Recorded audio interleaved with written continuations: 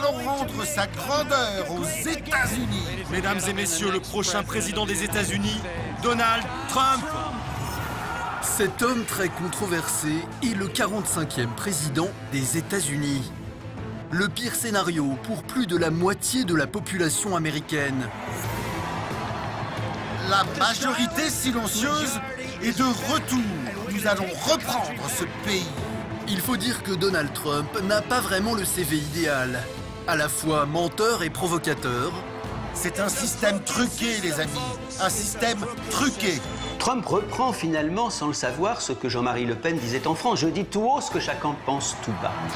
Qu'est-ce que nos dirigeants sont stupides. Nos politiques sont stupides de laisser faire tout ça. Souvent agressif. Sortez-le d'ici, sortez-le. Regardez toutes ces ordures. Incroyable. J'aimerais le frapper en pleine tête. Ceux qui l'ont approché disent qu'il a des moments de folie pure, c'est-à-dire qu'il y a des moments où il dérape. J'aimerais leur bombarder la gueule. On pourrait penser qu'en fait Donald Trump c'est le Joker dans Batman, c'est-à-dire que le type est complètement dingue, fou, qui maîtrise pas. Oh, je ne sais pas ce que j'ai dit. Oh, je ne m'en souviens pas. Il est un clown qui fait un show. Il est en spectacle permanent. Complètement mégalomane. Je n'ai jamais été associé dans ma vie à quelque chose qui n'était pas 100% réussi. Il dit beaucoup je, mais on s'y habitue. Il est le Donald.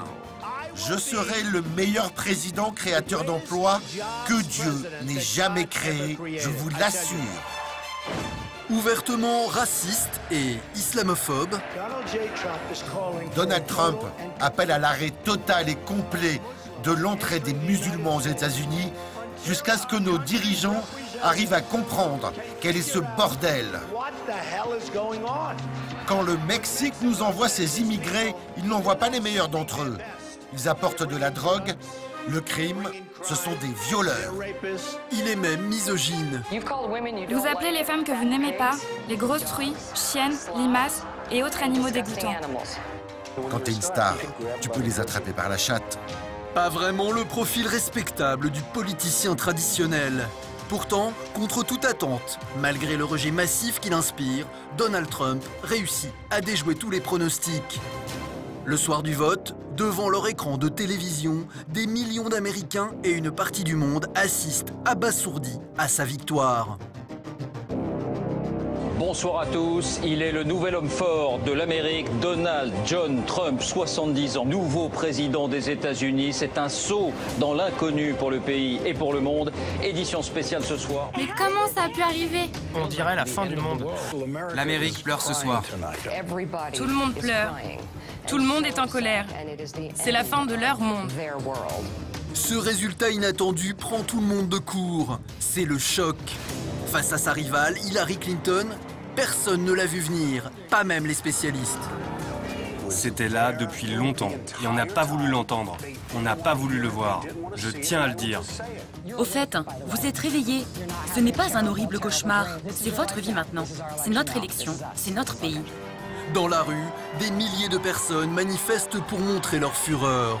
Et les premières bagarres éclatent entre pros et anti-Trump. Vous êtes des homophobes! Cet homme est un cauchemar. Raciste, homophobe et xénophobe, Monsieur Trump est un vrai cauchemar et il ne représente pas les valeurs de l'Amérique. Aux quatre coins des États-Unis, la colère gronde et les réactions se multiplient. N'importe qui, mais pas Trump. N'importe qui. Ne me dites pas de me calmer. Ne me dites pas de ne pas être en colère. Ne me demandez pas de lui donner une chance. Il ne mérite que de la merde. De rage, certains Américains vont même jusqu'à casser leur télévision. Mais ça ne va rien changer. La partie est déjà perdue. Alors comment ce personnage excessif et politiquement incorrect a-t-il réussi à devenir le nouveau shérif de la plus grande puissance du monde ? Comment cet électron libre à la fois narcissique et incontrôlable a-t-il pu séduire une majorité d'Américains ? Je suis content qu'on ait quelqu'un de dur. J'adore Trump. Moi, je suis très inquiète de la direction que prend notre pays. C'est le premier président Twitter. Vous, moi, tout le monde, dès qu'on a relayé un de ses propos, dès qu'on a dit même qu'on le détestait, qu'on était contre lui, on a fait sa campagne. Alors l'Amérique est-elle réellement en danger ? Le reste du monde doit-il avoir peur de lui ? Aux quatre coins des États-Unis, nous avons rencontré ses supporters. Les plus extrêmes affichent les valeurs nauséabondes d'une époque qu'on croyait révolue. Je pense qu'il sera de loin le meilleur et le plus solide des présidents que l'on n'a jamais connu depuis des décennies. Nous avons aussi rencontré de nombreux proches. En exclusivité, l'une de ses ex-femmes nous a accordé une interview. Je suis très contente de ne pas avoir à aller à la Maison-Blanche. J'y serais misérable. Et qu'est-ce que j'y ferais? Je déteste Washington. Que va-t-il se passer désormais? Donald Trump va-t-il pouvoir appliquer ses promesses de campagne? Si personne aux États-Unis n'est en mesure de l'arrêter, il ira sans aucun doute vers le pire. Alors Donald Trump est-il vraiment un menteur, un macho ou un inculte? Vous allez voir que la réalité est surprenante. Secrets de famille, relations amoureuses, manipulation, coups tordus. Voici la face cachée de l'homme le plus puissant de la planète. Nous allons redonner sa grandeur à l'Amérique. Merci, que Dieu vous bénisse. Comment celui que tout le monde donnait perdant a-t-il réussi à remporter la Maison-Blanche? Vous allez découvrir que rien n'a été improvisé. Chaque détail a été minutieusement calculé. Je me lance officiellement dans la course à la présidence des États-Unis. Loin de faire l'unanimité, lorsqu'il annonce sa candidature en juin 2015, Donald Trump provoque une énorme vague de protestations. La presse se déchaîne et les humoristes s'en donnent à cœur joie. Oh mon Dieu, ne vous inquiétez pas. Parle-leur de ton programme économique. Ce sera très simple. Quand je serai là, les impôts baisseront, tout le monde aura du boulot, les salaires augmenteront, nous construirons un mur. Ce sera énorme. Siri, comment détruire Daesh? Oh non, c'est un Blackberry. Building, gros sein, building, gros sein, building, gros sein. Juin 2015, lorsque Donald Trump annonce sa candidature, ça apparaît comme la candidature d'un clown. Et il y a des sourires en coin, les sourires des médias américains qui se disent « Bon, encore une fois Donald Trump, mais ça va pas faire long feu ». Acteurs, réalisateurs ou bien chanteurs, de nombreuses célébrités se mobilisent et montent au créneau pour critiquer Trump. Hollywood ne veut pas de ce provocateur qu'il juge dangereux pour le pays et la démocratie. Et ils le disent haut et fort, comme Robert De Niro. Il est totalement stupide. C'est un punk. C'est un chien. C'est un porc. C'est un désastre national. C'est la honte de ce pays. Cela me met en colère. J'aimerais lui casser la figure. Mais Donald va surprendre le public. On se moque de lui, on le ridiculise. Il est certes blessé, mais il riposte. L'important, c'est qu'on parle de lui. Sa méthode est simple, se mettre en scène et pratiquer l'autodérision. Le seul qualifié pour m'interviewer, c'est moi.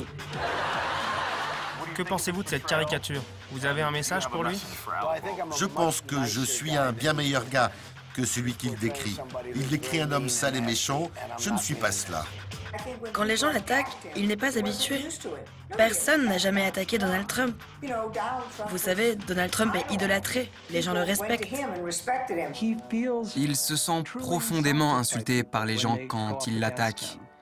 Il est extrêmement sensible et c'est pour ça qu'il passe sa vie à se battre. Gare à ceux qui se mettront en travers de son chemin. Donald a beaucoup lutté pour s'imposer dans son milieu. Il ne laissera personne briser un rêve qu'il habite depuis très longtemps. Nikki Haskell, l'une de ses plus anciennes amies, a elle aussi parlé de ce sujet avec lui à plusieurs reprises. Et à chaque fois, c'était le même son de cloche. Donald a toujours voulu être président. Un jour, je lui ai parlé au téléphone et il m'a dit « Tu sais, j'aimerais vraiment être président. » Ce n'était pas une obsession pour lui, mais je pense qu'il a toujours eu ça en tête. Et il a une phrase, il dit le pouvoir je l'ai, l'argent je l'ai. Moi ce qui m'intéresse vraiment c'est de jouer, c'est le jeu, J-E-U. Et finalement, quoi de plus jouissif pour lui que de se confronter à la tâche la plus ardue de sa carrière, conquérir la présidence du plus grand pays du monde. C'est en avril 2011 que va avoir lieu l'électrochoc qui va convaincre Donald Trump de se lancer dans la bataille. Nous sommes à Washington, à la Maison-Blanche. Barack Obama reçoit toute la presse et les personnes les plus importantes du pays. un dîner annuel traditionnel aux États-Unis. Donald Trump a l'honneur de faire partie des invités. Très élégant auprès de son épouse Melania, il est loin d'imaginer la tournure que vont prendre les événements. La soirée démarre, il est détendu au milieu des convives.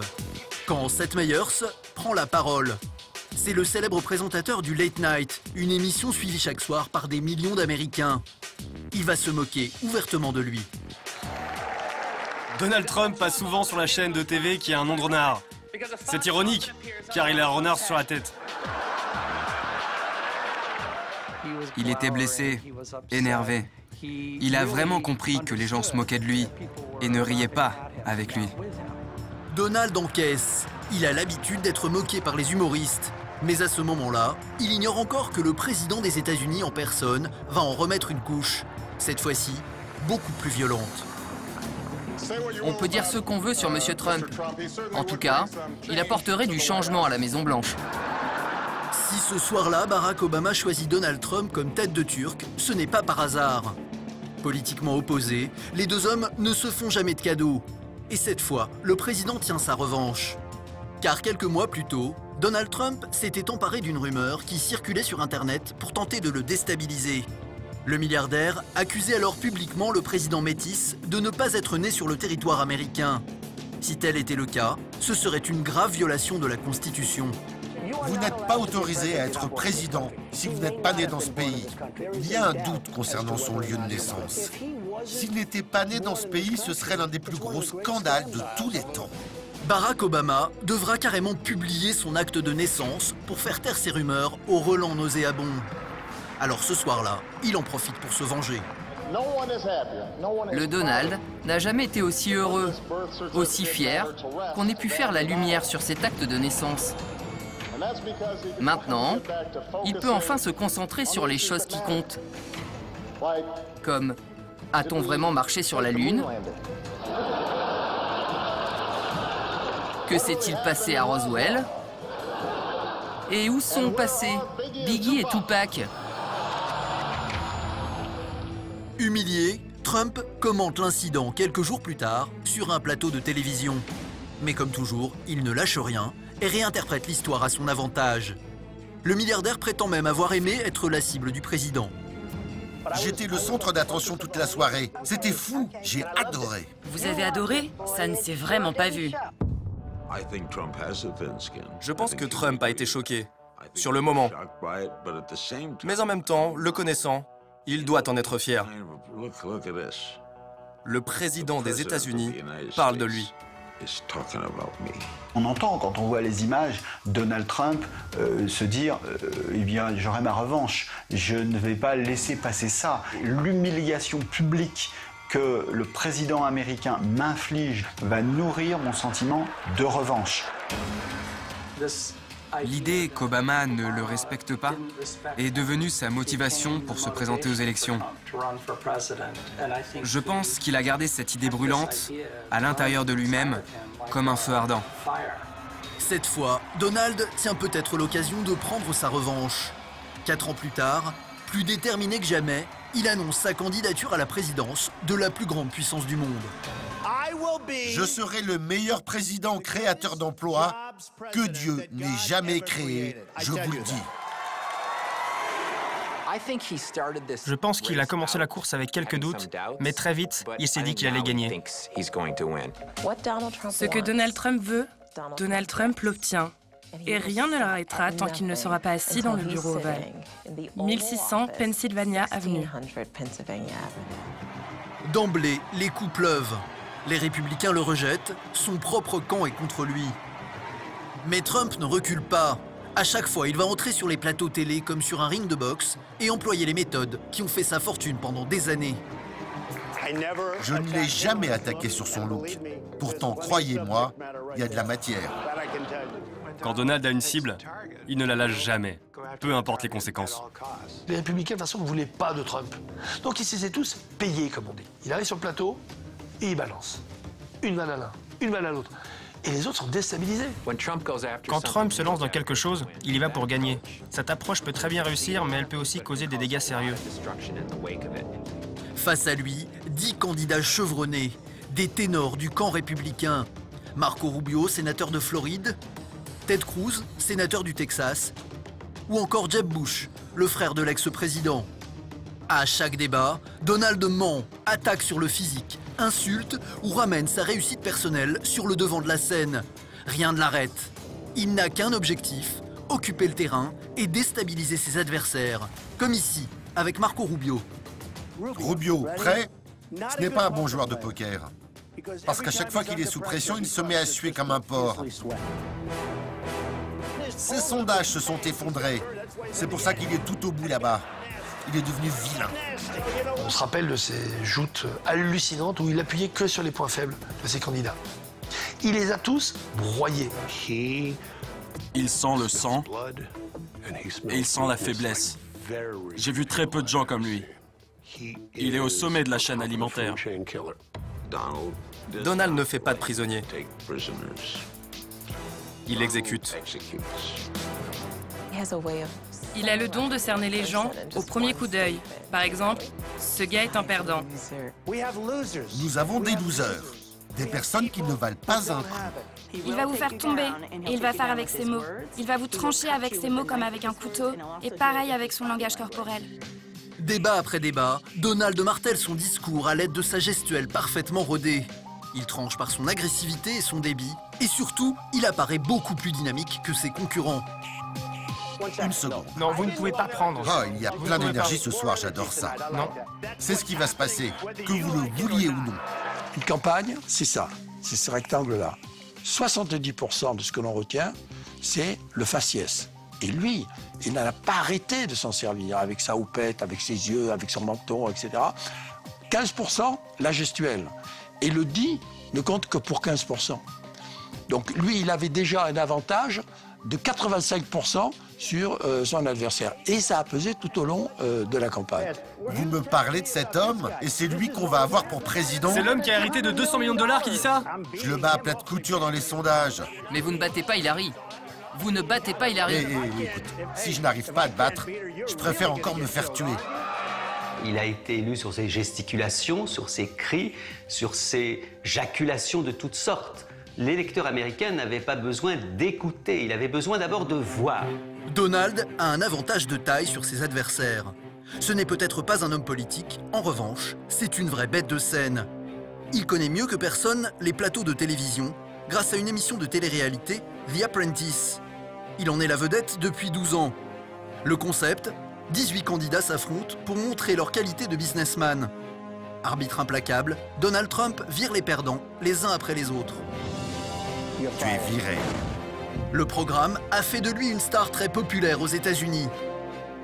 Et dans ce nouveau combat, il va utiliser tout son savoir-faire. Il a des milliers d'heures de télé avec lui, ce qu'aucun homme politique n'a. Il comprend cette espèce d'abattage extraordinaire qu'on est obligé d'avoir dans une émission de télé-réalité. Celui pour qui on vote, c'est pas le plus intelligent, c'est pas le plus subtil, c'est pas le plus doux, c'est celui qui brille le plus. Donald Trump. C'est presque la 15e saison de The Apprentice. You're fired, il le dit pas, mais en fait les téléspectateurs l'entendent. La recette est efficace. Jeb Bush, Ted Cruz, Marco Rubio, virés. Tous virés. En 4 mois, Donald a éliminé tous ses adversaires. Il termine loin devant, avec 44,9% des voix.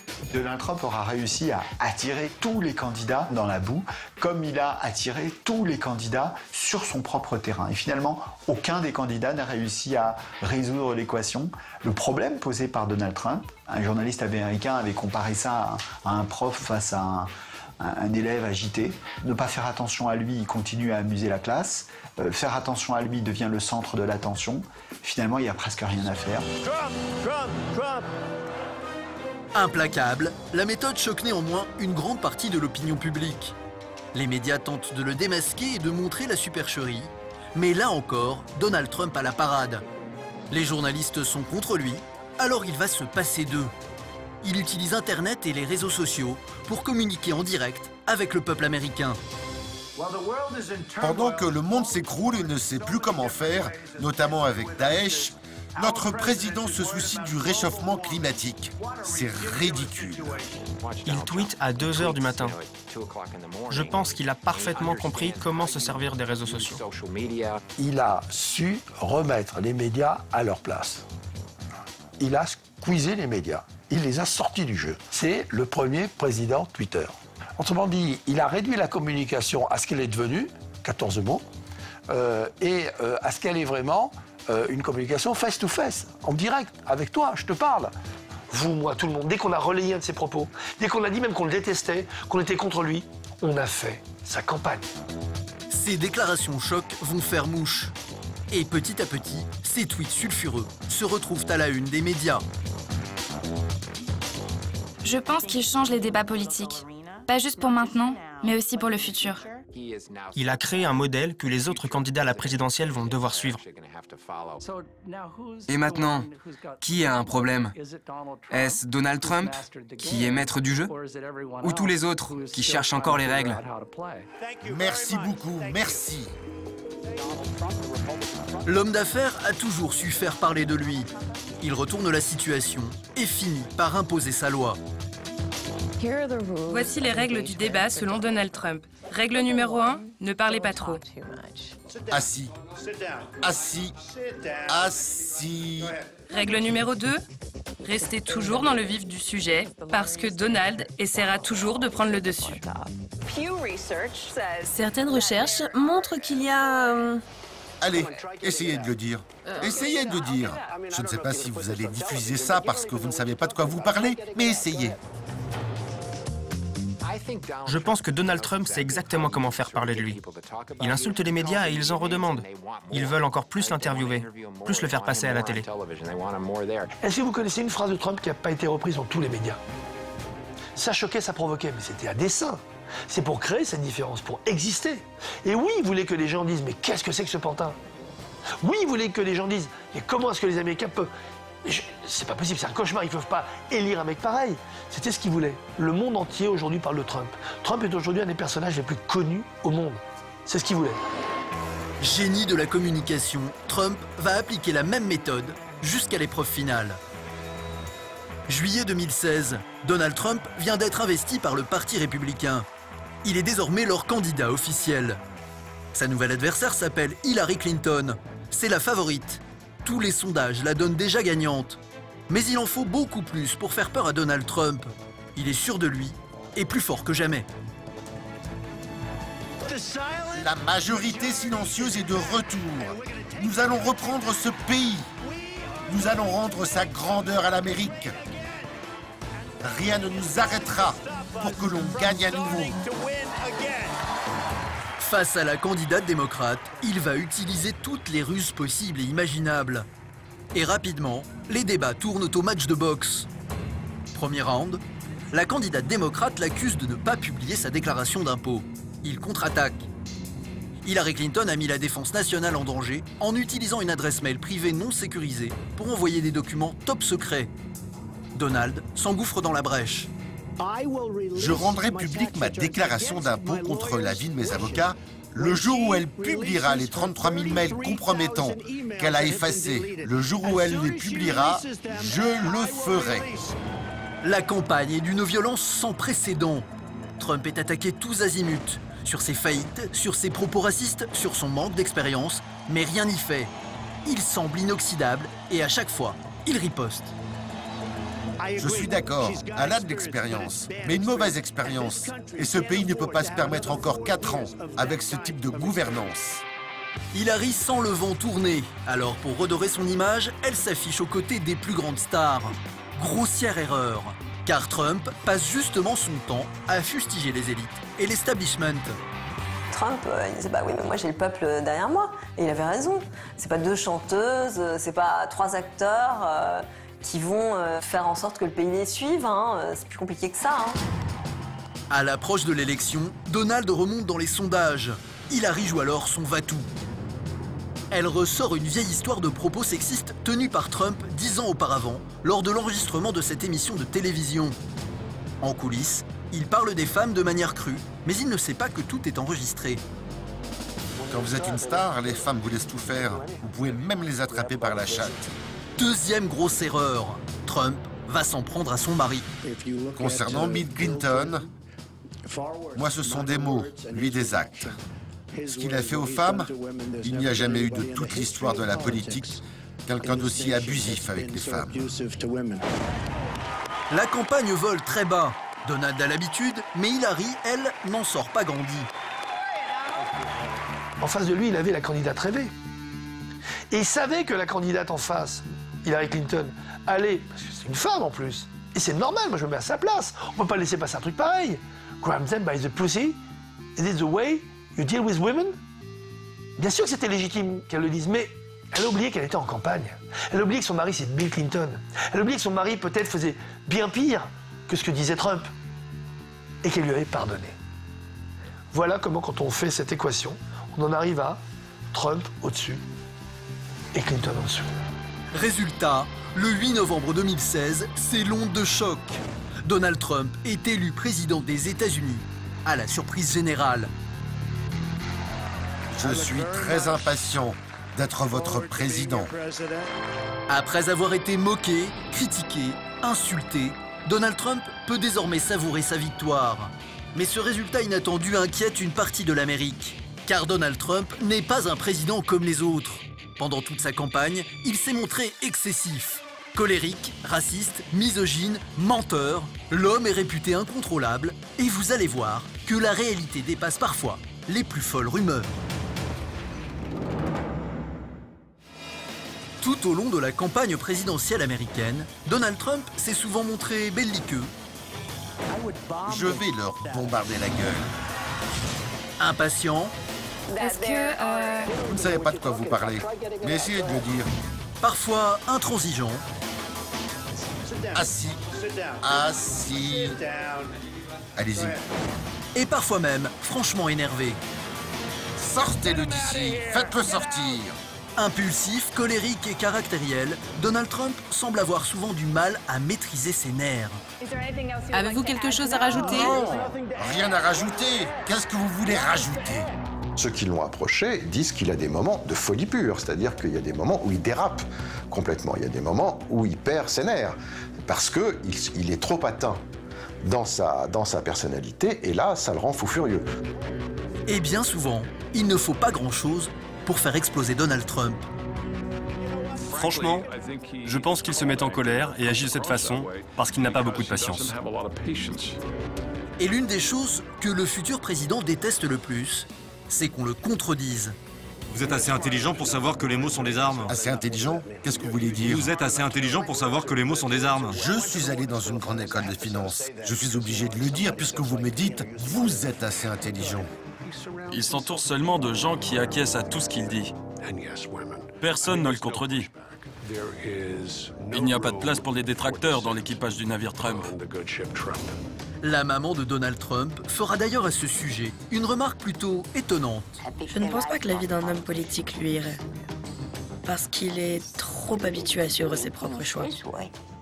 Si vous travaillez avec Donald et que vous faites tout bien, que vous allez dans le bon sens, c'est bon. Mais si vous faites une erreur, cela peut être un gros problème. Malheur à celui ou celle qui n'effectue pas les choses comme il l'a décidé.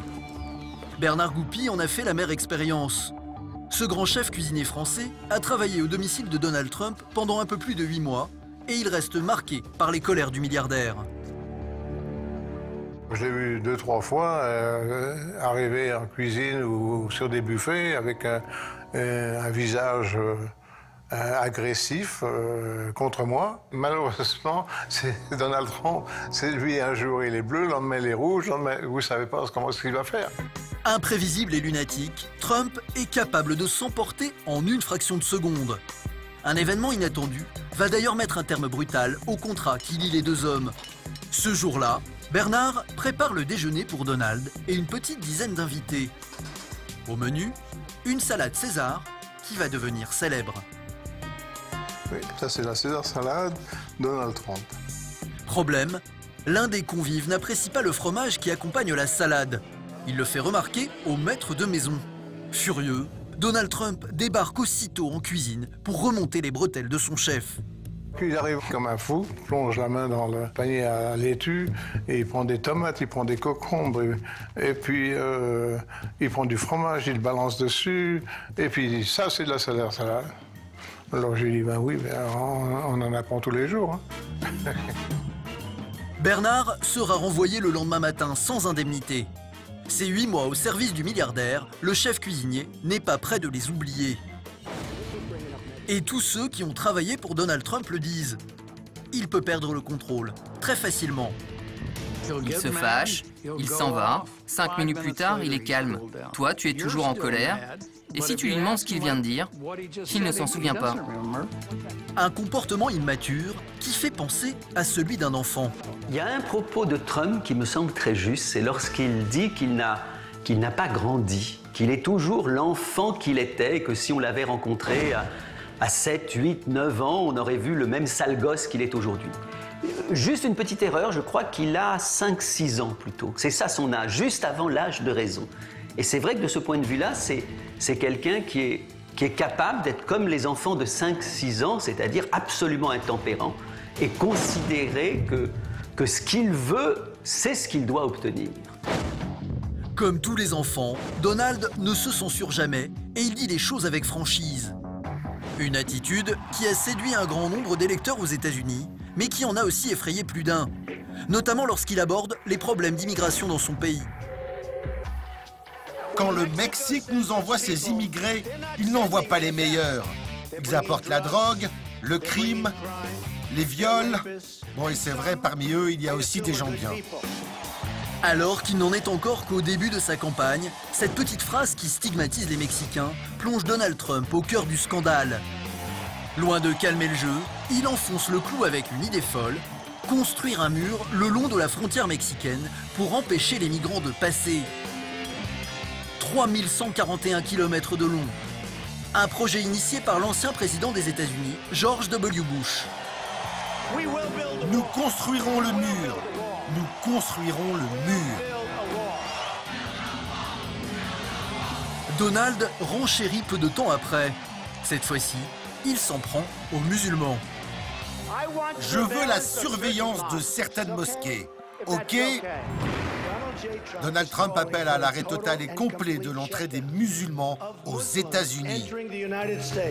Ces propos racistes font le tour du monde et une partie de l'opinion publique américaine s'enflamme. Du jour au lendemain, Donald est montré du doigt. On ne peut pas bannir des gens à cause de leur religion. J'ai trouvé ça horrible et je suis bien loin du compte. Dans les faits, il se comporte comme un raciste. Il utilise la rhétorique traditionnelle des fascistes et leur stratégie pour faire passer son message. Entre les pros et les anti-Trump, la guerre est déclarée. Durant ces meetings, des opposants s'invitent pour protester et les dérapages se multiplient. Un événement va particulièrement marquer les esprits. Ce jour-là, un militant qui défend la cause des Noirs américains interrompt le meeting de Donald Trump à plusieurs reprises. Sans ménagement, le candidat républicain demande son évacuation. Sortez-le d'ici, jetez-le dehors. Pour ses opposants, plus de doute, Donald Trump est raciste. Pourtant, difficile de savoir si le candidat pense réellement tout ce qu'il dit. À chaque fois qu'on l'interroge sur le sujet, il dément catégoriquement. Un de ses arguments favoris, dire qu'il a plein d'amis noirs. Comme par exemple, le célèbre boxeur Mike Tyson. Êtes-vous raciste ? Pas du tout. Le moins raciste de tous ceux que vous avez rencontrés. Pour beaucoup d'observateurs, les propos racistes de Donald Trump n'auraient qu'un seul but, toucher l'Amérique blanche et les électeurs pauvres, et désigner un bouc émissaire à tous leurs malheurs, les étrangers. Il y a trop d'immigration, on va construire un mur, comme ça il n'y aura plus d'immigration. Il y a des attentats, on va chasser tous les musulmans du pays. Enfin, bon, les ficelles les plus énormes. Mais derrière ça, il y a quelqu'un qui dit « Je vais vous apporter la paix, la sécurité, vous serez en sécurité chez vous et plus rien ne pourra vous arriver. » Il essayait de faire croire aux gens que le pays était en danger et qu'ils avaient besoin de l'élire, lui, comme un homme fort. Et ça, c'était sa stratégie. Il y a certains mots-clés, certains signes et des choses qu'il dit qui agissent comme un message subliminal sur les gens potentiellement racistes. Pendant toute sa campagne, Donald Trump a semblé entretenir des liens étroits avec l'extrême droite. Et vous allez voir que les militants les plus radicaux en ont fait leur idole. Comme ici, dans l'État du Tennessee, dans le sud du pays, Brian affiche fièrement ses convictions à l'entrée de son jardin. Je pense qu'il sera de loin le meilleur et le plus solide des présidents que l'on n'a jamais connu depuis des décennies. Brian, 56 ans, est le porte-parole d'un groupuscule néo-nazi qui a pignon sur rue dans la région. Ça, ce sont les insignes de notre organisation. NSM, pour le mouvement national socialiste. La swastika est le symbole des nazis, un mouvement que nous soutenons. Avec ses plus fervents militants, il défend les valeurs radicales d'une époque qu'on pensait révolue et il affiche fièrement sa collection d'objets à l'effigie de son idole, Adolf Hitler. Hitler vous inspire ? Il nous a montré la voie. Oui, absolument. Aux États-Unis, aucune loi ne punit ce genre d'excès et les militants d'extrême droite sont très actifs. Le mur à la frontière mexicaine, l'interdiction des musulmans. Sur le territoire américain, tous ces propos tenus par le candidat Trump ont résonné comme une douce mélodie dans la tête de Brian et de ses amis. Pour eux, c'est du pain béni. Je pense que Donald Trump va nous mener vers la bonne direction. La majorité des crimes violents aux États-Unis est commise par des non-blancs. Nous allons construire ce mur. C'est une question de survie pour nous. La séparation géographique des peuples, à la fin, c'est la seule chance pour nous de survivre. Pour le candidat Trump, ces extrémistes qui le soutiennent et font entendre leur voix dans tout le pays deviennent vite très embarrassants. Mais aussi étonnant que cela puisse paraître, lors d'une interview sur le sujet, le futur président refuse dans un premier temps de les condamner. Eh bien, il faut que je regarde ces groupes. Je ne sais pas de quel groupe vous parlez. Vous voulez que je condamne un groupe dont je ne sais rien? Donald Trump finira tout de même par les désavouer, mais il est trop tard. La polémique est lancée. Lorsqu'il sera aux commandes, le nouveau président appliquera-t-il son programme? Difficile de savoir, car l'homme change d'avis comme de chemise.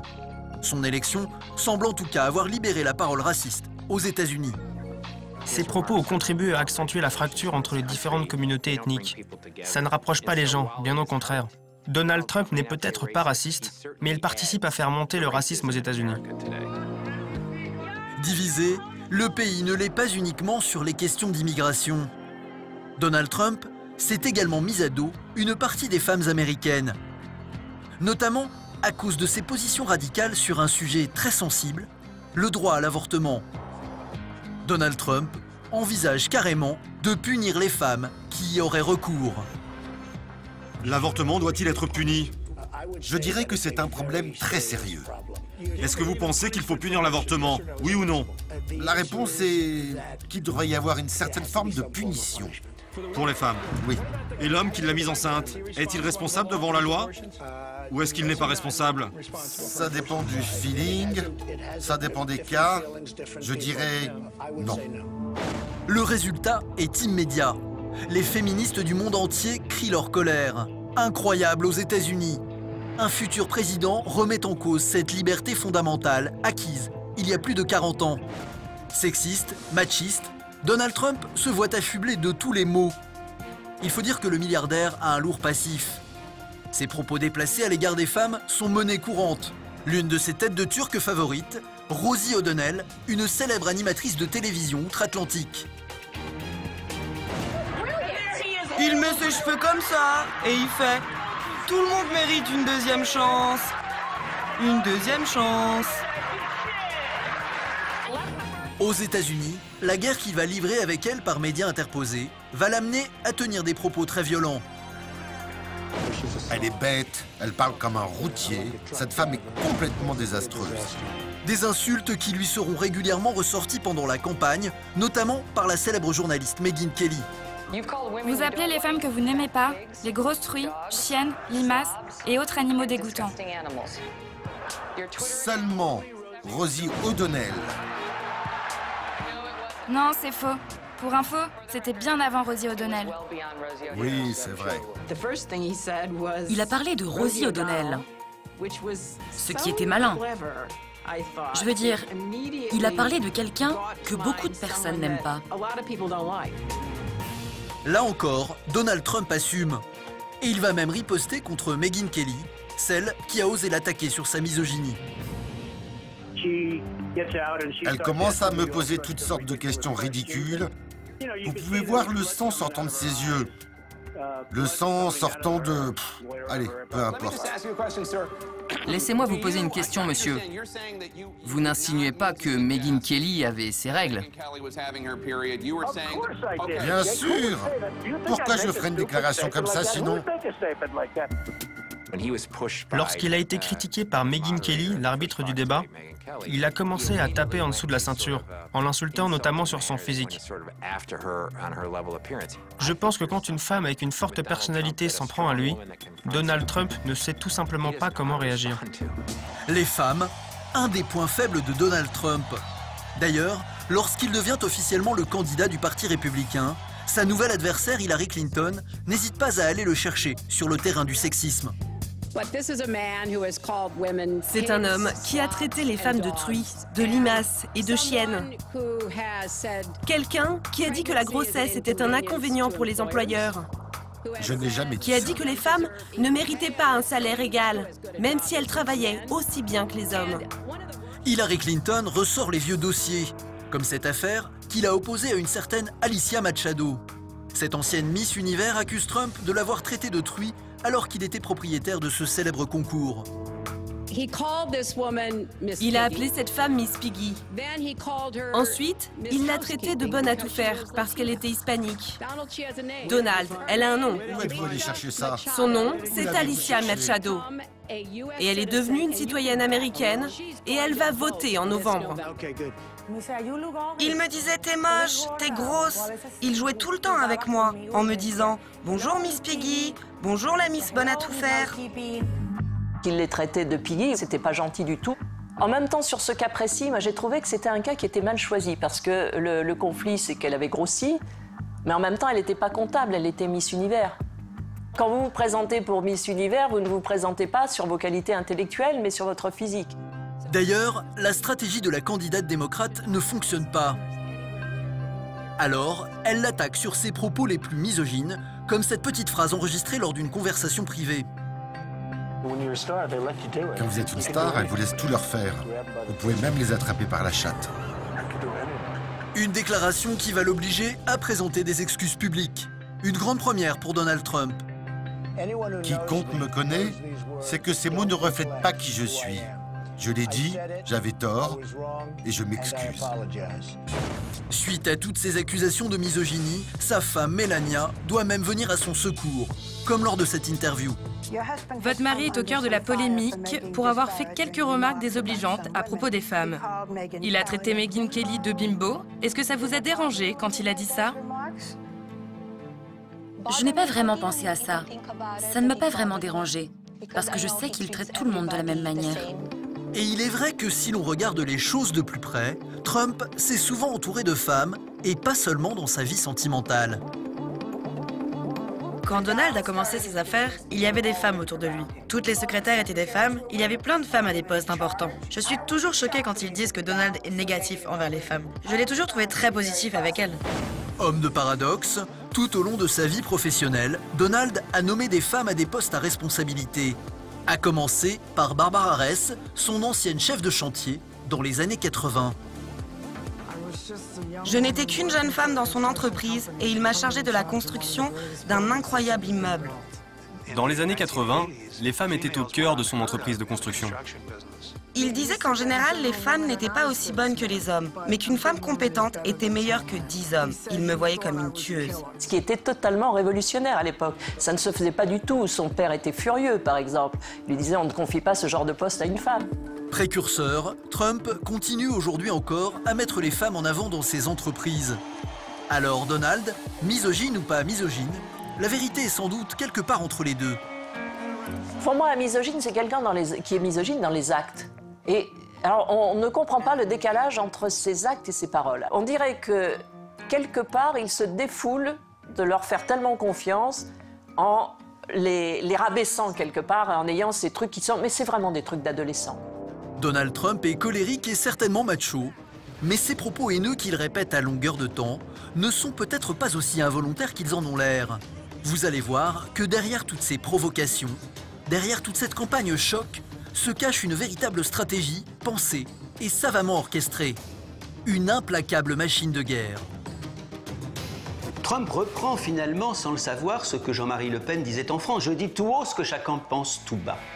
Dès le début de la campagne, Trump captive les foules en frappant très fort, avec un refrain bien connu. Son slogan favori, les hommes politiques, tous pourris. Notre système républicain est totalement pourri. Le système est pourri, les amis. Vous dites des choses, vous parlez, mais vous, politiciens, ne faites jamais rien. J'ai vu ça toute ma vie. Ce que je vois, c'est qu'ici, il y a un clown et là, un menteur. Plus on va le critiquer, plus il va pouvoir se retourner vers son électorat pour dire « mais vous êtes d'accord avec moi ?» Eux ne sont pas d'accord parce qu'ils font partie de l'élite, parce qu'ils font partie du système, mais vous n'êtes pas choqués par ce que je dis. Tous ces gens qui sont contre lui, eh bien c'est justement cette élite qui n'a rien compris à ce qu'étaient les vrais besoins et les vraies valeurs du peuple américain. Dans le même temps, face à cette classe politique qui dénonce, le milliardaire se pose en candidat anti-système, un représentant du peuple qui serait comme tous les Américains. La majorité silencieuse est de retour. Et nous allons reprendre ce pays. Nous allons rendre sa grandeur à l'Amérique. Merci, merci, merci. Et il va même faire croire au peuple américain qu'il est un autodidacte. Ironique pour cet homme qui a passé toute sa vie à baigner dans le luxe. Ça n'a pas toujours été facile pour moi. Vous savez, j'ai commencé à Brooklyn. Mon père m'a fait un petit prêt d'1 million de dollars. Je suis allé à Manhattan et j'ai dû le rembourser avec les intérêts.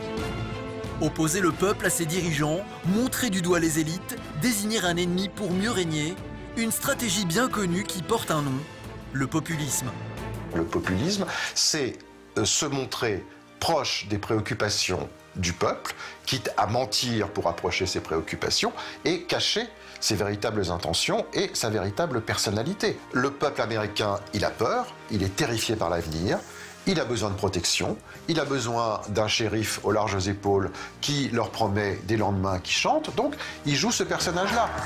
Donald Trump va répéter sans cesse le même discours. Les politiques vous mentent, je ne suis pas un homme politique, donc je ne vous mens pas. Et il va faire exactement la même chose avec les journalistes. Regardez les gens les plus malhonnêtes de la Terre. Regardez toutes ces caméras. Regardez toutes ces ordures. Incroyable. Je n'ai aucun respect pour les journalistes du Wall Street Journal. La plupart d'entre eux, 70-75%, sont totalement malhonnêtes. Des ordures. Ils sont totalement malhonnêtes. À chacune de ses apparitions, il agresse systématiquement tous ceux qui veulent le contredire. Et meeting après meeting, les rangs de ses supporters grossissent. Ils sont de plus en plus nombreux à vouloir écouter le trublion qui se pose en défenseur du peuple et de ses intérêts.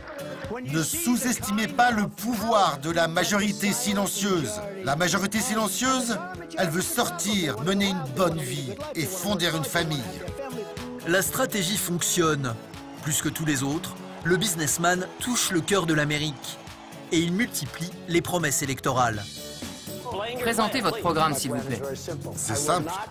Je ne permettrai à personne de mourir dans la rue si je suis président.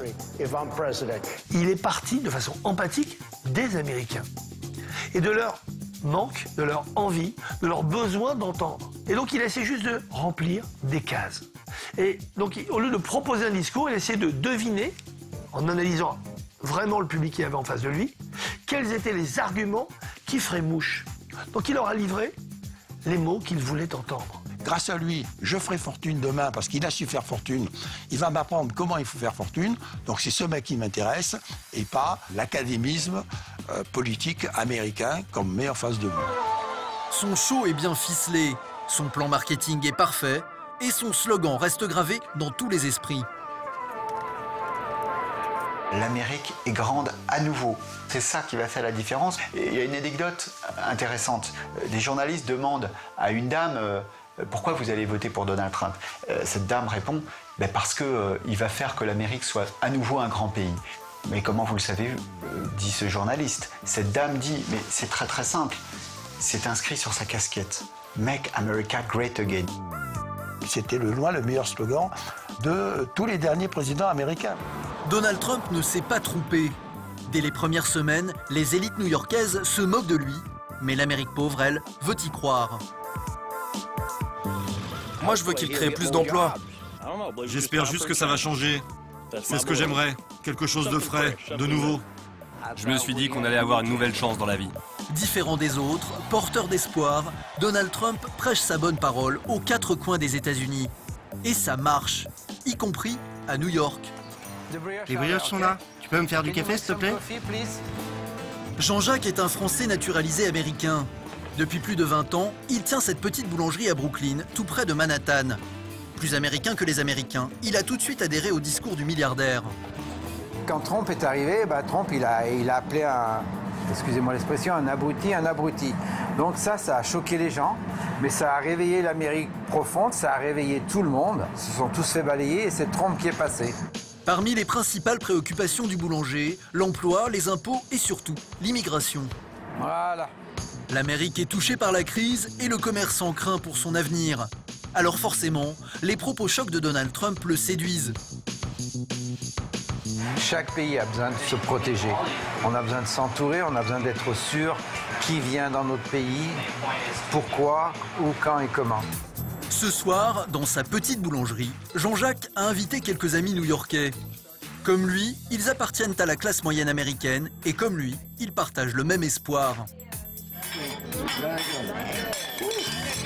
Les Américains en ont marre et je crois qu'il l'a dit, il a parlé pour nous tous. J'ai 70 ans. Je n'ai jamais voté avant. C'est la première fois que je vote.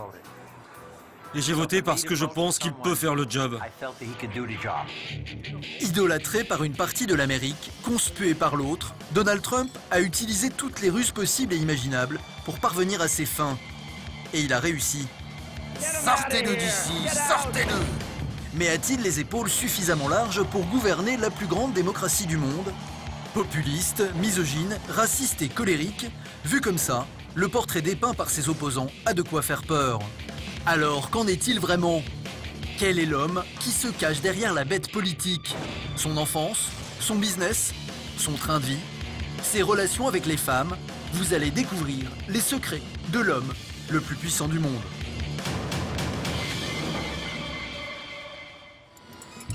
Aux États-Unis, c'est un sujet qui fait couler beaucoup d'encre. À combien se monte la fortune de Donald Trump? Personne ne le sait, car quand il s'agit de ses revenus, le milliardaire est plutôt du genre discret. Pendant la campagne présidentielle, Hillary Clinton, son adversaire, tente de le questionner sur ce sujet, mais comme d'habitude, il ne lâche rien. Pourquoi ne va-t-il pas publier ses déclarations de revenus? Je pense qu'il y a plusieurs raisons. Tout d'abord, il n'est pas aussi riche qu'il le dit. Peut-être qu'il ne veut pas que les Américains, vous tous qui nous regardiez ce soir, sachez qu'il ne paye aucun impôt fédéral. Je publierai mes déclarations de revenus contre l'avis de mes avocats quand elle publiera les 33 000 mails qu'elle a effacés. Dès qu'elle les aura publiés, je le ferai. Il y a quelques années, le magazine Forbes estimait sa fortune à près de 4 milliards d'euros. Lui affirme en peser près de 10. Mais impossible de connaître la vérité, car le milliardaire n'a jamais dévoilé ses déclarations de revenus et il brouille les pistes en permanence.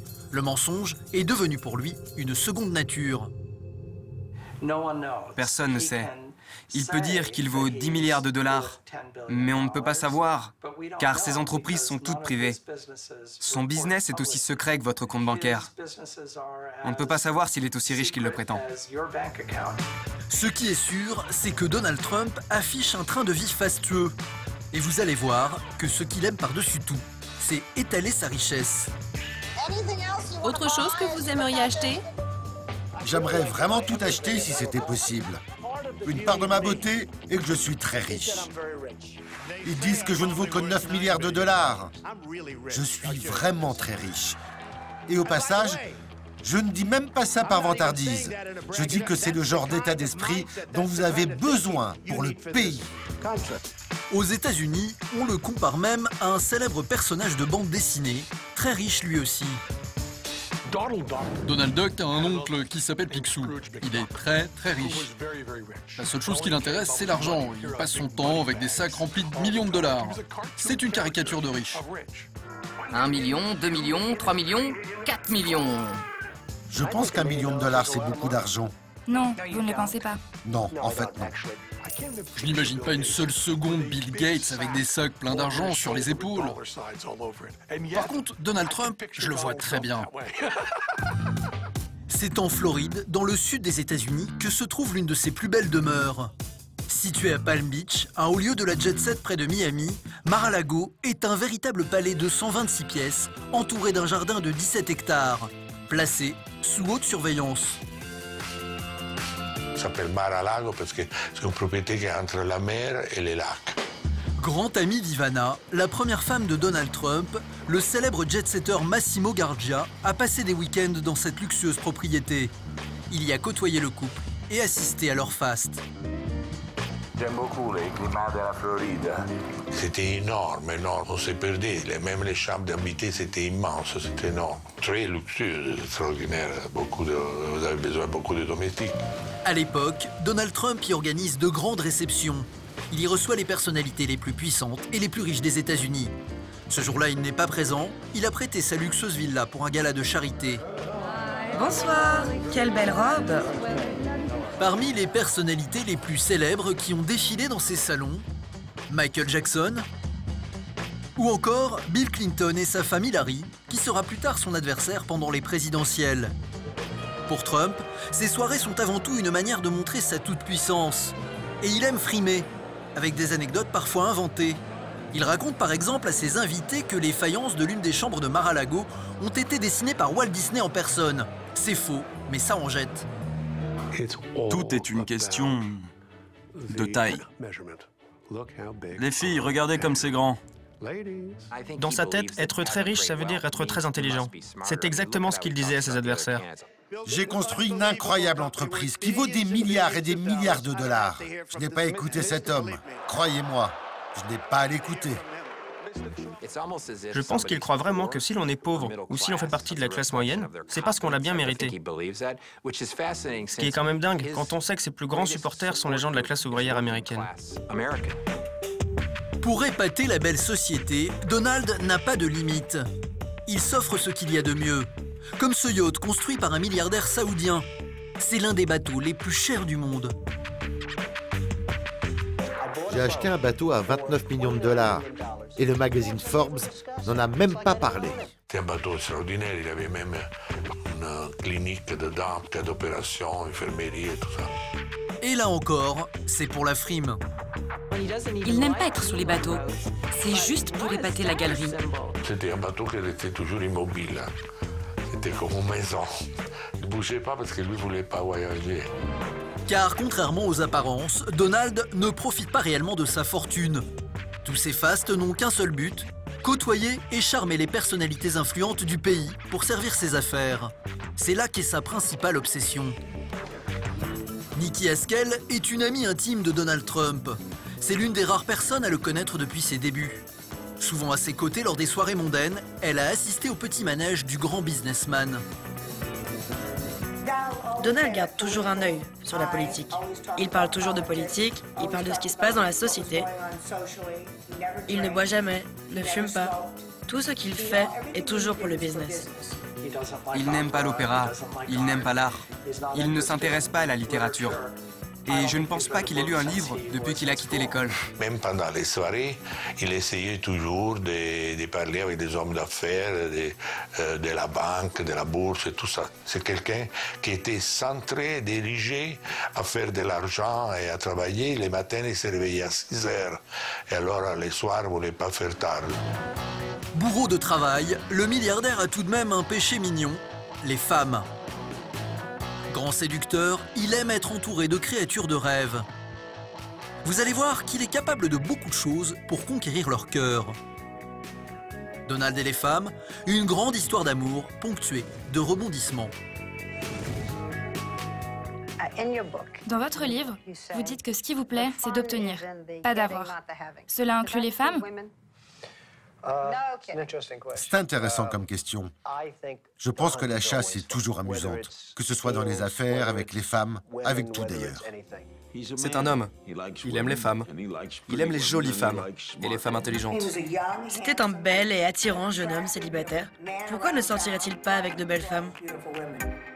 Qu'elle soit top modèle ou bien Miss Univers, tout au long de sa vie, on a vu le milliardaire au bras de créatures sculpturales.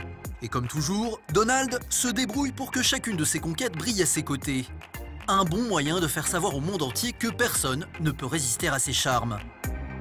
De magnifiques petites amies, une magnifique femme. Tout est magnifique. Ma vie n'est faite que de plaisir. Il va prendre une femme mannequin, il va pas se gêner, et il va le montrer, et il va l'exposer. Il dit « Oh, regardez comment j'ai réussi et c'est super !» Donald va même aller jusqu'à lancer des rumeurs de liaison avec des stars, comme ce fut le cas avec Carla Bruni. Au début de sa carrière, il se faisait passer pour quelqu'un d'autre. Et il appelait les journalistes pour dire, par exemple, « Carla Bruni est amoureuse de moi ». C'était important pour lui, pour renforcer son image d'homme désirable. Carla Bruni avait réagi à l'époque en disant mais il est extrêmement pot de colle et il croit m'éblouir avec son argent et moi c'est pas du tout mon genre d'homme, etc. Malgré son râteau avec Carla Bruni, Donald Trump s'est tout de même marié. 3 fois avec 3 jolies femmes. La première s'appelle Ivana. C'est une championne de ski venue de République tchèque. Les 2 jeunes tourtereaux se marient à l'âge de 30 ans et ils vont former l'un des couples les plus glamour de New York. Le jet-setter Massimo Gardia les a connus à leur début. C'était un couple tellement passionné chacun de l'autre. Dans les soirées, jamais lui s'éloignait d'elle, toujours danser avec elle, toujours s'embrasser. Il se tenait la main. Moi, je ne peux jamais oublier ça, qu'il se tenait la main, que ce n'était pas une chose très glamoureuse, très chic pour un couple marié. Car contrairement aux apparences, le vrai Donald Trump serait beaucoup plus romantique que celui qui fait la une des magazines. Un homme amoureux et attentionné.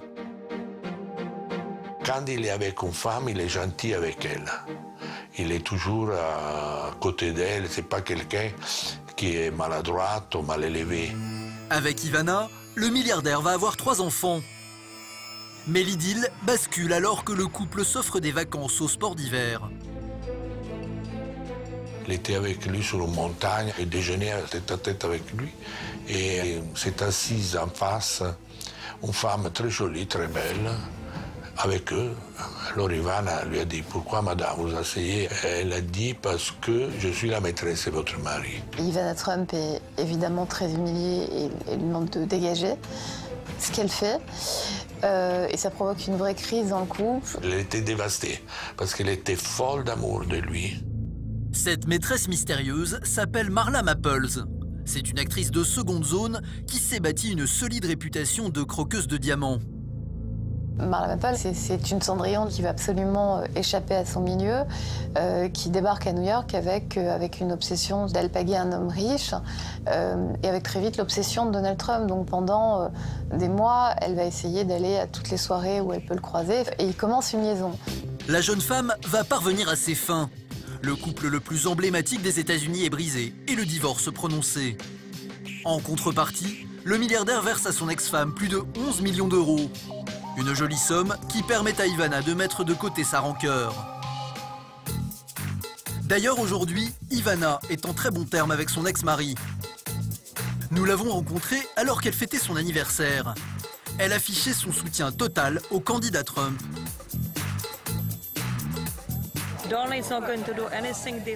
Donald ne va rien faire de différent de ce qu'il fait maintenant. Il va y aller et diriger le pays comme son entreprise. Il va négocier, il va prendre des décisions, il va être très bien. Je suis très contente de ne pas avoir à aller à la Maison-Blanche. J'y serais misérable. Et qu'est-ce que j'y ferais? Je déteste Washington. 2 ans après son divorce avec Ivana, Donald Trump décide de se marier avec sa maîtresse, Marla Maples. Et pour sa belle, la cérémonie sera digne d'un mariage royal. Il lui offre de fait un grand mariage, puisque les majors d'Hollywood diront c'est un mariage qui est encore plus somptueux que celui d'Elisabeth II. Donc il va lui offrir une belle cérémonie. Il va évidemment l'installer dans la Trump Tower comme toutes ses épouses. Marla était d'une beauté vraiment extraordinaire, je dois reconnaître. C'était très belle, je comprends comment un homme peut perdre physiquement la tête pour elle. Mais d'une stupidité colossale. Avec Marla, Donald aura une fille. Mais leur mariage ne durera pas bien longtemps, car la jeune femme va commettre une erreur impardonnable. Après un an et demi, elle s'est fait découvrir par la police de Palm Beach en faisant sexe sur la plage de Palm Beach avec son bodyguard. Et ça a causé les divorces. Lui a divorcé tout de suite après un an et demi. L'homme à femme devient le cocu numéro 1 dont toute la presse fait ses choux gras. Pour lui, c'est une humiliation insupportable et aujourd'hui encore, Marla est un sujet tabou. Sa troisième et dernière femme en date est un mannequin d'origine slovène. Elle s'appelle Melania et elle a 24 ans de moins que lui. Future première dame des États-Unis, elle est aussi une femme sulfureuse qui a posé nue il y a une vingtaine d'années pour la presse People. Elle fait jolie, c'est une très très belle femme. Elle a un fort accent qui la dessert probablement. Elle n'a aucune envie de s'impliquer en tant que première dame. Pourtant, Melania a joué le jeu pendant toute la campagne présidentielle. Comme lors de cette interview où elle essaie de faire oublier son passé de playmate. La première fois que vous avez rencontré Donald Trump à une soirée en 1998, il est venu vers vous et vous l'avez repoussé? Oui. Il m'a demandé mon numéro de téléphone et je lui ai dit que je n'allais pas lui donner. Il était connu pour être un homme à femme. L'opération de communication est réussie. Melania explique à tous les Américains qu'elle n'est pas une fille facile et Donald en profite pour casser son image de macho. Êtes-vous égaux dans ce mariage? Je dirais oui. S'il y a une dispute, qui gagne? Elle gagne tout le temps. Il en est ressorti très sympathique, faisant des petites blagues, distanciant son propos. Melania était belle à voir, elle a été top modèle, il savait ce qu'il faisait. Président des États-Unis, Donald doit rassurer les Américains qui recherchent une figure paternelle et protectrice. Et pour ça, il dispose d'un autre atout, ses propres enfants. En particulier, Ivanka, 35 ans, l'autre femme de sa vie. Une fille qu'il a eue avec sa première épouse, Ivana. Ivanka a fait un super travail. N'a-t-elle pas fait un super boulot? Ivanka, c'est son atout majeur. Elle est belle, elle a une silhouette de mannequin, la silhouette de sa mère. Elle a fait des études plutôt brillantes, elle assume totalement ce qu'elle est. Je ne serais pas la personne que je suis aujourd'hui s'il ne m'avait pas encouragée, s'il ne m'avait pas donné confiance en moi, s'il ne m'avait pas dit « tu peux accomplir tout ce que tu as envie de faire ». Pourtant, contrairement à l'image qu'il aimerait donner, tout au long de sa vie, Donald Trump n'a pas été un père très présent. Lui n'avait pas le temps. En effet, toute l'éducation des enfants, tout ce qui regardait les enfants, c'était elle. Toujours en train de travailler, Donald Trump n'a qu'une seule ambition, ses affaires, encore et toujours ses affaires. Et ce n'est qu'à leur adolescence qu'il prend ses enfants sous son aile pour leur apprendre son métier, l'immobilier. C'est dans ce secteur qu'il a tout d'abord fait fortune. Mais vous allez voir que le milliardaire emploie parfois des méthodes qui frôlent les limites de la légalité. Mensonges, rumeurs, calomnies, il se montre souvent sans scrupules. J'adore avoir des ennemis. J'adore les défoncer. Son business, acheter des terrains à bas prix pour y construire des tours abritant des résidences de luxe qu'il vend ou bien loue à prix d'or. Avant tout, c'est un builder, c'est un homme de l'immobilier. Sa fortune, il l'a fait en construisant avec l'argent des autres des immeubles destinés à la location. Je ne sais pas combien d'immeubles Donald a construit. Il doit bien en avoir 20 ou 25 juste dans Manhattan. Il a toujours su qu'il fallait acheter des biens aux meilleurs endroits. Il a toujours acheté les meilleurs biens et les a rendus les plus glamour possibles. Symbole de sa réussite, la Trump Tower. Un gratte-ciel de 200 mètres de haut, situé en plein cœur de Manhattan, sur la 5e avenue, l'équivalent new-yorkais des Champs-Élysées. À l'intérieur, comme à l'extérieur, tout n'y est que luxe et flamboyance. La Trump Tower, un monument à la gloire de Donald, bien voyant et tape à l'œil, comme il les aime. J'étais là quand il a construit la Trump Tower. Donald était très excité, car c'était un projet très difficile. Il n'y avait jamais eu de résidence à cet endroit. C'est beau, c'est glamour, c'est prestigieux. À l'époque, pour rentabiliser les 100 millions de dollars investis dans sa Trump Tower, le promoteur immobilier doit vendre un maximum d'appartements. Alors, pour attirer les acheteurs potentiels, il a une idée. Faire courir une rumeur. Le prince Charles et sa femme Lady Di, qui sont alors le couple le plus célèbre du monde, auraient le projet de s'acheter un pied-à-terre dans sa tour. Il y a quelques tours qui peuvent être utilisés par n'importe qui dans l'immobilier. L'un d'entre eux consiste à dire qu'un membre de la famille royale britannique est intéressé par l'achat d'une propriété, parce que Buckingham Palace ne dira jamais si c'est vrai ou pas. Donc, vous pouvez le crier sur tous les toits et dire « Oui, ils sont intéressés. Qui pourra prouver que vous avez tort ?» Sans démenti formel, la rumeur est reprise. Le prince Charles aurait bien acheté un appartement dans la Trump Tower. C'est complètement faux, et pourtant la nouvelle fait le tour du monde. Paris gagné, la cote de ces appartements grimpe en flèche.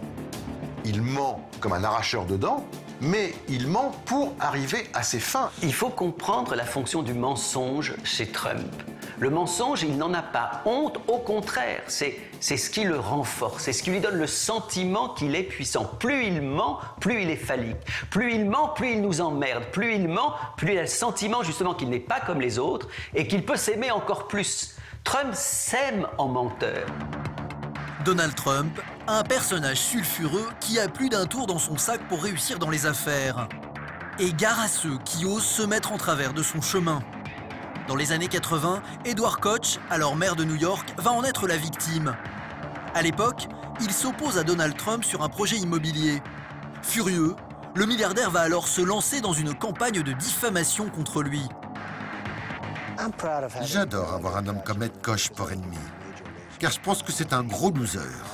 Il a fait un travail déplorable en tant que maire. Très mauvais maire. Donald traite publiquement Edward Koch de crétin incompétent et de plus mauvais maire de l'histoire de New York.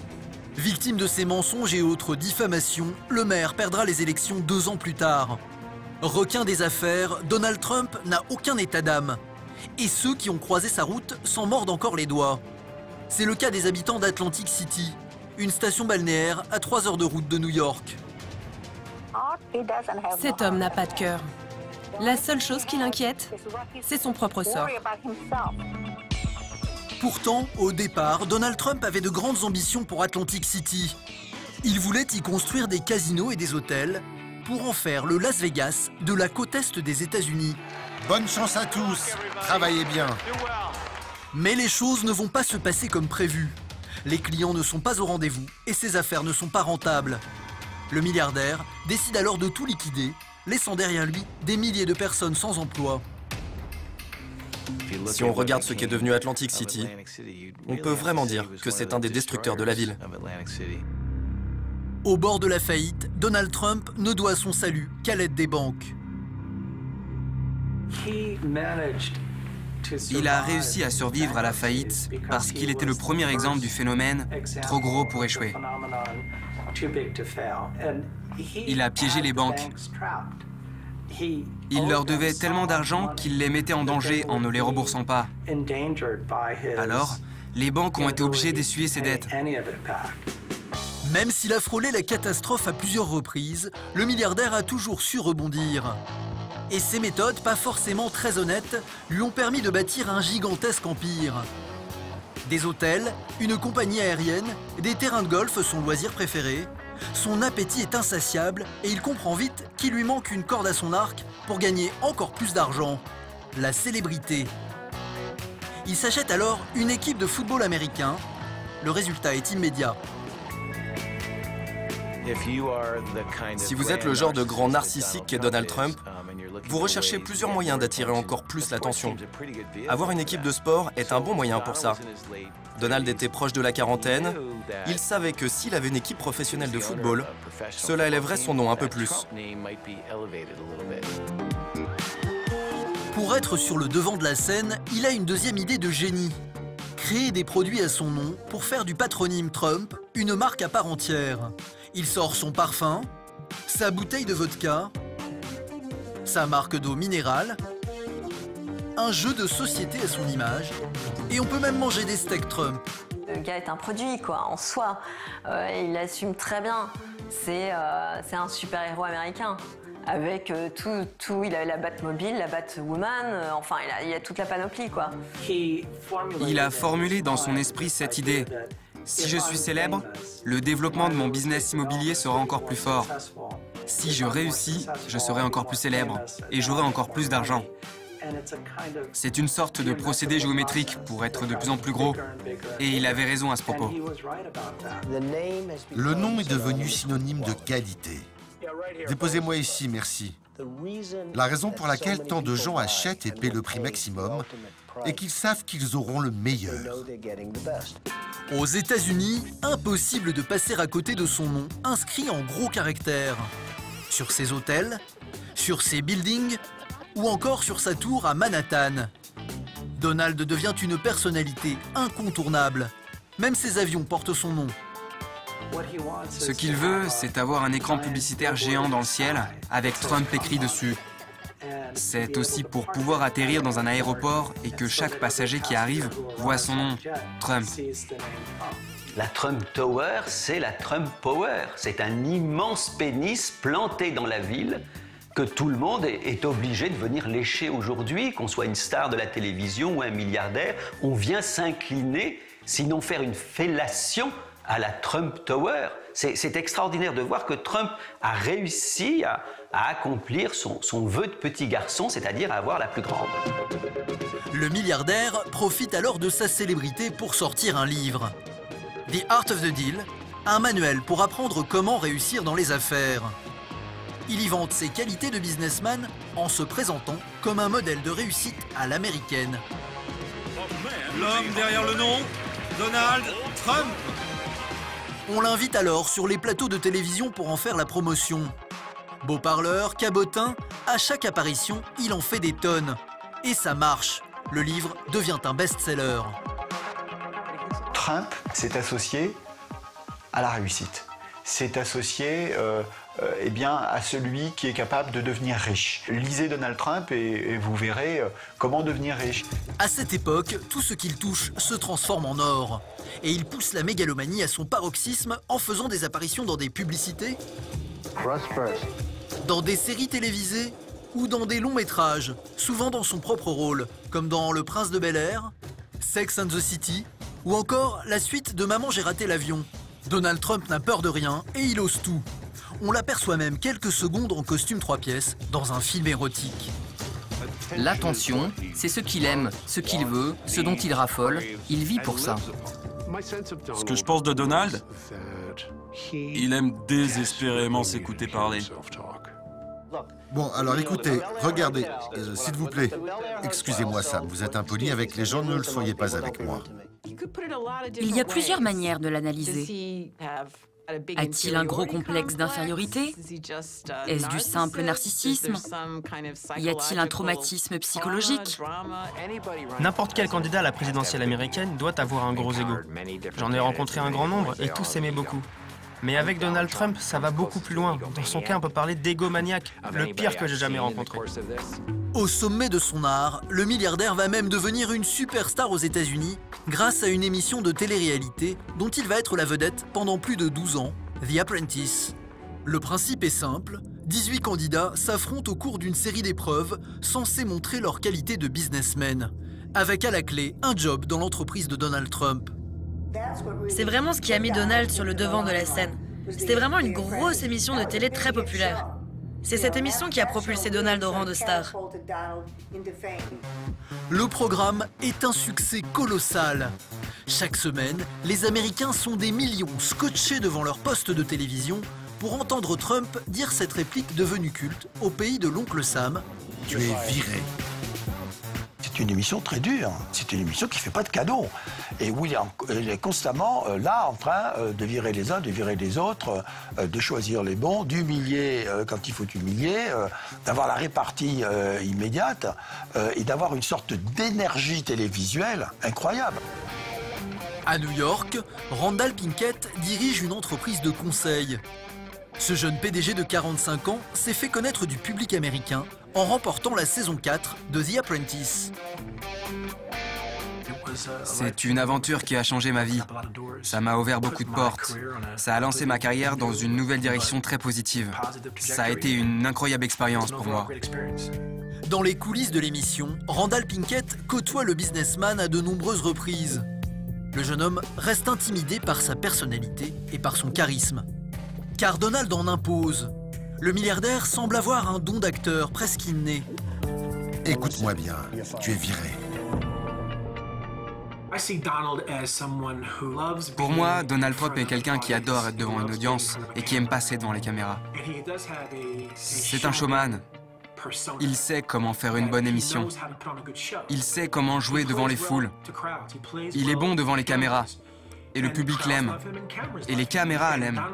Et Donald aime les caméras et le public. Donc c'est gagnant-gagnant. The Apprentice donne à Donald Trump la clé des médias et un avantage énorme sur tous ses adversaires.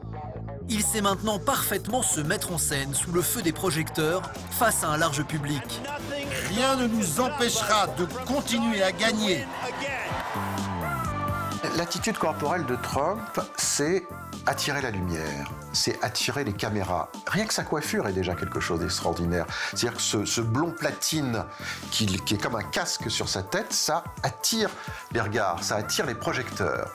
Il est un clown qui fait un show, il est en spectacle permanent. Donald a dès le début compris comment fonctionnaient les médias et comment il pouvait les manipuler. Il était doué pour ça, et aujourd'hui, il est encore plus brillant. À 70 ans, Donald Trump a tout réussi. Mais vous allez voir que son parcours extraordinaire n'est pas tout à fait le fruit du hasard. Le milliardaire a été programmé pour gagner, et ce, dès sa plus tendre enfance. Car contrairement à ses déclarations, Donald Trump est né avec une cuillère en argent dans la bouche. C'est dans cette luxueuse maison d'un quartier huppé du Queens, dans le nord de New York, qu'il passe toute sa jeunesse. C'est là que l'empire Trump a commencé. Le père avait un bureau ici. Il gérait les factures et analysait les plans des constructions de la famille. Depuis les élections présidentielles, le nouveau propriétaire de la maison reçoit des dizaines de visiteurs et il s'improvise guide touristique. Ici, c'est la pièce la plus importante de la maison. C'était sa chambre d'enfant. Donald Trump vivait dans cette pièce. Donald est l'avant-dernier d'une famille de 5 enfants. Sa mère, Elizabeth, est une immigrée fraîchement arrivée d'Écosse. Quant à son père, Fred Trump, il incarne le rêve américain. Il a fait fortune dans l'immobilier et gagne énormément d'argent. Trump est un enfant de millionnaire, sinon de milliardaire. Il est entouré lui-même de milliardaires. Son père était, avec 2 millions de dollars d'actifs, un des hommes les plus riches d'Amérique. Je ne pense pas que Donald ait eu tant que ça à se battre. Un événement va faire basculer la destinée toute tracée du jeune Donald. Son frère aîné, qui doit normalement hériter de l'empire familial, sombre dans l'alcoolisme. Il décédera d'ailleurs quelques années plus tard, à l'âge de 43 ans. Donald se retrouve alors avec le poids de la succession sur ses épaules. Son père va le choisir par rapport au frère aîné, ce qui n'est pas du tout dans la mentalité américaine. Le frère aîné s'appelle Fred, comme le père. Lui, il s'appelle Donald. Mais le père va élire Donald pour être celui qui va lui succéder. Il y a dans ce second qui devient l'aîné un esprit de revanche, le fait que personne ne va lui marcher sur les pieds, le fait qu'il va être le premier partout et le fait qu'il va triompher de tous. Donald ne jouait pas au petit train avec son père. Il allait sur les sites de construction pour apprendre le business familial. Son père emmenait les enfants en voiture le week-end et faisait le tour des sites de construction. Il les envoyait chercher des clous perdus parce qu'il ne voulait pas en gâcher un seul. Donald a hérité de cette éthique du travail. Donald doit rapidement faire ses preuves, mais lui non plus ne se montre pas à la hauteur des attentes de son père. Donnie, comme l'appellent alors ses camarades, est plutôt du genre turbulent et bagarreur, et il ne passe pas inaperçu dans le quartier. Il est, pendant son enfance, un petit peu ce qu'il est aujourd'hui, c'est-à-dire lui qui le reconnaît, la même banane blonde et le même souci d'être au centre de l'attention, le même goût également pour le rapport de force. C'est un enfant rebelle, hein, Donald Trump. Déjà, en classe, on le mettait au piquet, et j'ai lu quelque part que le coin du piquet, on l'avait même baptisé d'été, tellement c'était Donald Trump qui occupait ce coin parce qu'il était le rebelle de la classe. Son père va alors prendre une décision radicale. À 13 ans, Donald est envoyé dans un lycée militaire dans le nord de l'État de New York. Là-bas, il va passer 5 années en internat. Il y reçoit une éducation à la dure, sous les ordres d'un colonel nommé Dobias. Il est vraiment tombé de son piédestal.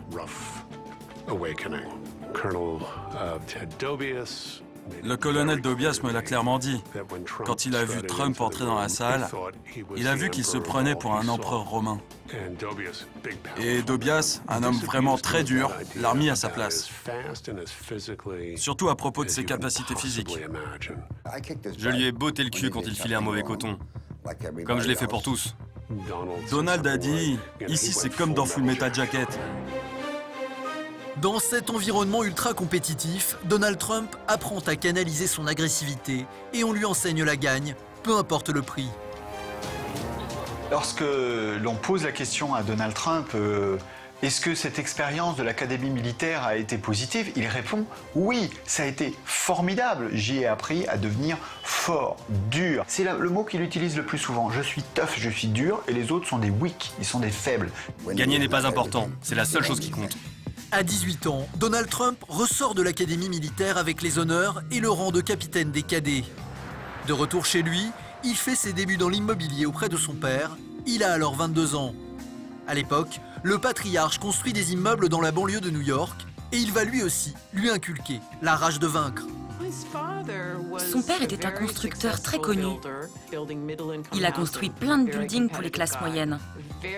C'était un homme d'affaires très malin. Et il l'a dit à ses enfants, soyez des tueurs, soyez des gagnants.